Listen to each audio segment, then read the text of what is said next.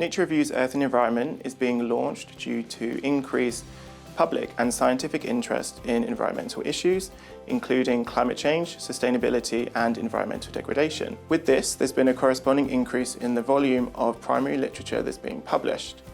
Nature Reviews Earth and Environment offers a means to synthesize this information, producing review articles that are clear, concise, and accessible to a broad scientific audience, as well as those working in policy and industry.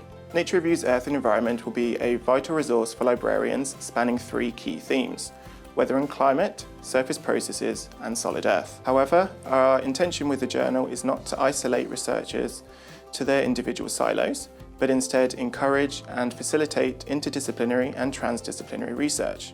In addition, we are specifically interested in the interactions between the natural environment and society.